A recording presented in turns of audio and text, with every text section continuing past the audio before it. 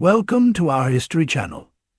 Don't forget to subscribe, hit the like button, leave us a comment down below, and share this episode with a fellow history lover. And now, on to tonight's episode. March 19, 1697, 50 miles north of Boston, Massachusetts. In a desolate stretch of land, uninhabited by English settlers, 8 New England Puritan captives of the Abenaki tribe are marched north to a tribal rendezvous to be sold into slavery or killed. Among the captives are Hannah Duston and her nurse, Mary Neff. Hannah is overwrought with grief, having been captured along with Mary and Hannah's 6-day-old daughter, Martha. One of the Abenaki sachems had bludgeoned the infant's skull against a tree shortly after the women were abducted. Her husband had escaped from the raiding party, protecting their other 8 children as they retreated uphill to a garrison house out of the reach of the hostile natives. Hannah knew not the fate of the rest of the members of her family, and her mind couldn't help but imagine the worst had befallen them. She carried on through an internal drive toward survival that existed outside of her conscious thoughts. For as far as she could understand things, she was already dead. The 13 Puritans captured from Haverhill, Massachusetts, 4 days prior, were caught up in the throes of what can broadly be called King William's War. The war, otherwise referred to as the 9 Years' War, was the first of what would become the 6 colonial wars fought between England and France for the bountiful New World of North America. The territory of New France was led by Governor Frontenac, an ambitious Frenchman with designs on capturing the continent on behalf of Louis XIV by any means necessary. In 1690, he adopted a strategy of aggression towards the Puritan settlers of New England that utilized riding parties comprised of French and indigenous tribes that were intended to drive a wedge between the English and their neighboring Iroquois people. However, the intended result was not accomplished. Instead, it had united the English colonies together against New France's aggression. As Massachusetts governor, Sir William Phips and an armada of New England ships arrived off the shores of l'Île d'Orléans with their demands that the French surrender the fort. Governor Frontenac dug in his heels and defiantly responded, "No, I have had no reply to make to your general other than from the mouths of my cannons and muskets." Both sides refused to blink, and the hostilities raged on for the next 7 years, with villages pillaged and settlers plundered. Hannah Duston must have become just another nameless, faceless statistic in what were considered to be centuries of bloodshed over the ground. She was now forced to march upon at the tip of an Abenaki spear, subsisting on ground nuts, artichokes, and an indomitable will to survive. Hannah and the 7 other settlers, who remained of the 13 captives, arrived at the clearing the Abenaki chose to settle for the night. The natives set alight a large bonfire. The captives all huddled together away from them, and only Samuel Winterson, the 14-year-old English settler, who had been captured by the natives and lived amongst them for the past 2 years, went back and forth between the two parties, attempting as best he could to help the Puritan captives without drawing the ire of his new masters. That evening, as Mary Neff and Hannah Duston clasped their hands in prayer, a native sachem shouted down their method of prayer, telling them that the Jesuit way he had learned from the French was far superior. The sachem told them they had yet many days to travel ahead, and that they were going to a native village far beyond Pinnacook. All the tribes of the Abenaki would be gathered at this rendezvous, and the captives would be stripped of their clothing, scourged, and then forced to run the gauntlet in the midst of 2 narrow columns of Abenaki, as they tore at their flesh with sticks, pikes, clubs, and whips. They would be lashed, spit upon, and mocked. Those who managed to survive this would be rewarded in kind by being sold into slavery to the French. The party crossed beyond snow-covered hills, foggy gulches, frozen ponds, and icy streams. Hannah was struck with a fever she believed would have been the death of her.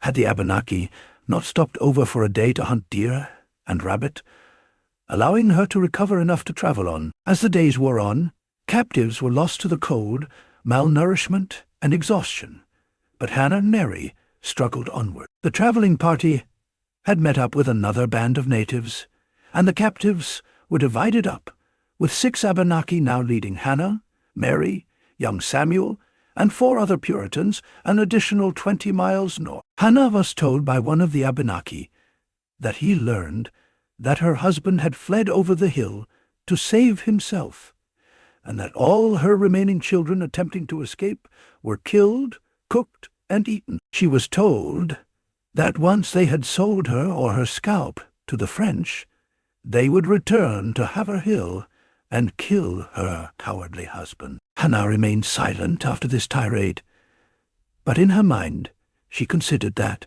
because in these lands she was not protected by or held to the standard of any rule of law of either God or man, she was entitled to strike out against her captors if ever the opportune moment were to come to pass. They had arrived at the Merrimack River, to a large bend arching out for a quarter of a mile before the mighty stream cut back out of sight, where Hannah watched as the natives gracefully crossed upon the frozen caps atop the water, then waited on the banks across from her, commanding the English to cross. Samuel had experienced many precarious river crossings during his captivity, and successfully guided the others safely along the far banks. Once there, they could see another party of natives all gathering near a small fire along the tree line beyond the meadow that lay before them.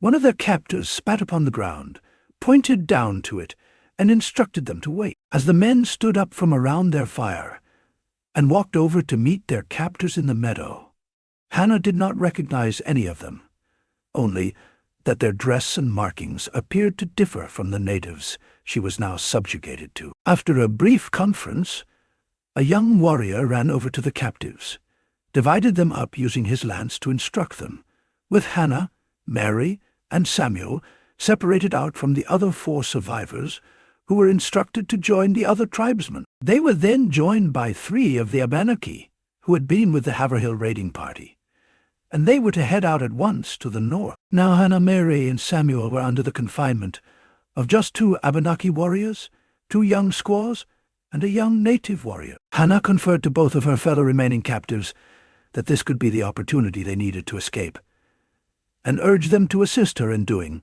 so should the fateful moment come to pass. Mary and Samuel agreed. They were led down to the banks of the Merrimack, where 2 canoes were stationed on shore, then divided up and loaded within them.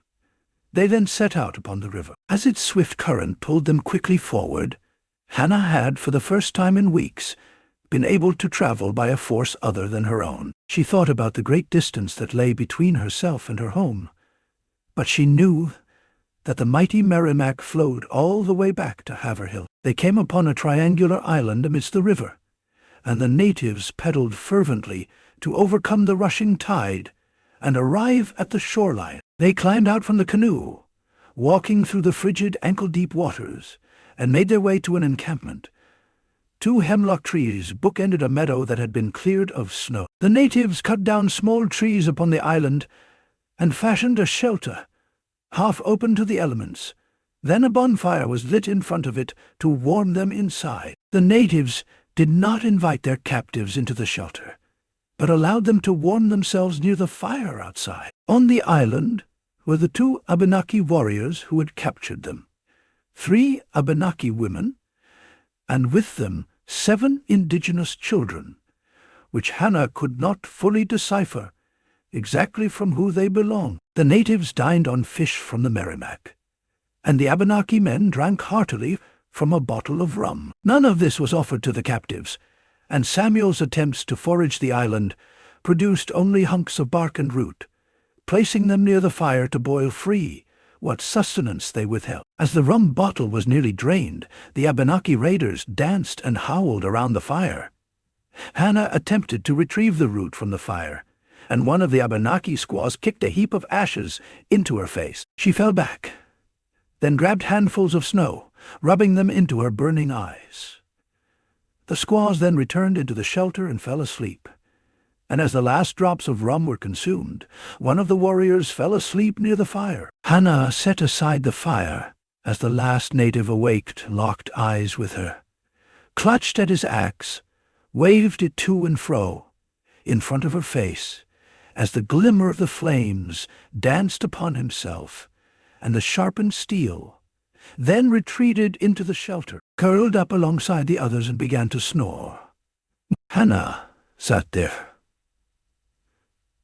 for a long while, staring across the fire into the hut, considering the many possible outcomes of what she was about to do, then rose at once and took off the dead settler's coat she wore, and stirred Mary and Samuel awake from an uneasy sleep.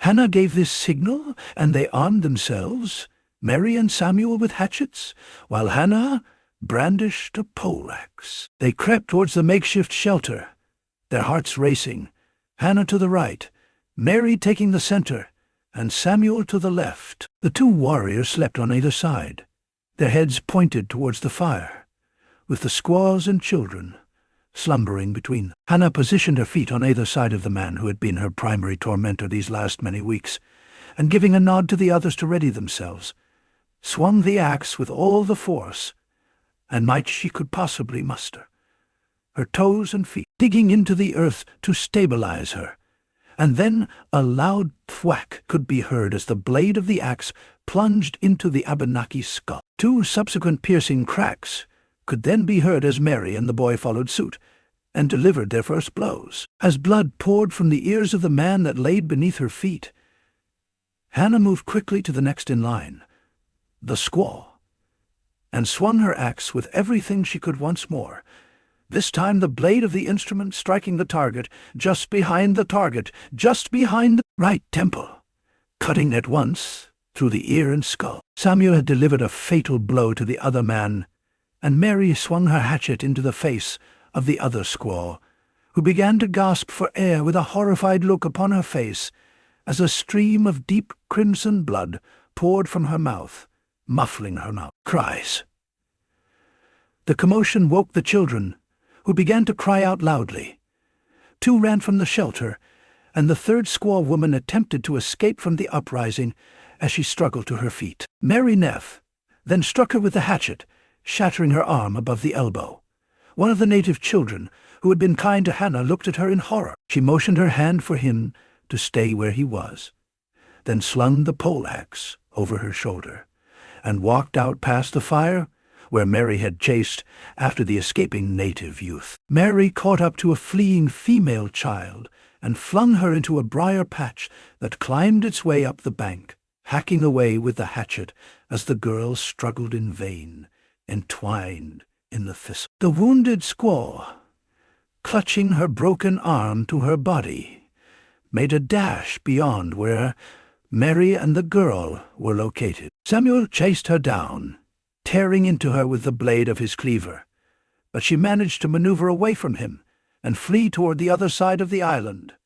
Hannah pursued another of the children, this one a teenage boy. She pushed him down from behind and delivered two successive blows that penetrated through his skull, rendering him lifeless at once. Mary caught up with another of the survivors, a teenage girl struggling to move through the snow, and delivered another series of lethal swings of her blade. Hannah spied the wounded squaw attempting to make a break for the canoe. She charged after her, entranced with a fevered mix of adrenaline and bloodlust. The squaw attempted to avert the coming axe blow by jumping behind a tree, but the impact was still felt as the blade dug into her ribcage. Samuel then arrived and struck the good arm of the squaw with his hatchet. Hannah was determined to finish her off, concerned that she would arrive at a nearby native settlement and send a party of warriors after the escaping trio. When the squaw had been cornered by Duston, the Puritan delivered a staunch blow to her shoulder. But when she recoiled to deliver another, the gravely injured native turned and clambered away from her. Hannah delivered another axe blow into the small of her back, and she tumbled down the embankment into the frigid waters of the Merrimack. Hannah returned back towards the shelter, seeking to find the boy she had motioned to remain, in the hopes that she would return to Haverhill with him in tow. What she discovered was another boy, roughly 12 years of age, making his way towards the canoes. She sprinted towards him, the cold air whipping against her blood-streaked face. When the boy was just 10 yards away from the craft, she tackled him onto the rocky beach, then stood up, placing her foot against the base of his spine to hold him in place, and delivered one fatal blow to the back of his head. Hannah then collapsed onto the beach, exhaled deeply, and after a few moments collected herself, crawled toward the shoreline, and washed the blood from her hands and face in the cold waters of the passing river. As the crushing weight of her captivity began to subside, her thoughts shifted towards her new plight. Making a successful escape from the vast sprawl of hostile territory, she found herself entrenched within. The air had fallen silent. The flicker of the campfire lit the macabre silhouettes of the fallen natives across the island. Hannah took the moccasins off of one of the dead squaws, equipped herself with a musket, gathered up what supplies she could, then took her axe and splintered the hull of 2 of the canoes and sank them, then loaded the remaining canoe with what she had gathered up along with 3 paddles. The newly freed Puritans nestled together under a native blanket and slept. Hannah awoke, consumed with a driving urge to leave the island, and a one that tormented her with the fear of Abenaki scouts along the river who could spot the escaping settlers. The horrific scene of the island was finally left behind as they launched the canoe into the waters of the icy river. Hannah mimicked the paddling style she had seen the natives execute on the journey there to navigate the raging current. But just as they were about to make their way south down the river, Hannah reversed course and frantically paddled her way back to the island, using the angling current as it made its way around the mid-river mass of land to overcome the pressing tide. Shocked by the sudden action, Mary and Samuel were unsure why Hannah was determined to return to the wretched scene. Hannah instructed them to stay with the canoe, then headed up the bank. They saw her return several minutes later. She held a large knife she had taken from the Abenaki station in one hand, and several scalps in the other. Then they made their way back down the Merrimack. Their canoe surged forward at a blistering pace. The current was so strong it had uprooted and carried whole trees downstream. Hannah scanned the riverbank for natives, but was often preoccupied with keeping their watercraft upright by paddling along with the roaring water. The speed of the current would at least carry them home quickly, so long as they could avoid being capsized or spotted. After several days traveling across the cold and treacherous waters of the Merrimack, moving only during the night to avoid detection from the natives, they reached Haverhill at long last. Hannah was relieved to discover that her other children had all survived, along with her husband. A few days after her homecoming, Thomas Duston took Hannah, along with Mary and Samuel, to Boston to request the bounty be paid for the scalps they had procured. While the scalp bounty had been repealed the previous December, the Massachusetts General Court voted to pay them a reward, with Hannah receiving £25 and Mary and Samuel splitting an additional £25. The legend of Hannah Duston is a polarizing one, but her story serves as an allegory for the battles, conflicts, and wars that would be waged between natives and settlers upon the American continent for centuries to come. But those tales of colonial and indigenous bloodshed are, for tonight, other stories for other times. And we'll see you next time on History at the OK Corral, home of history's greatest shootouts and showdowns.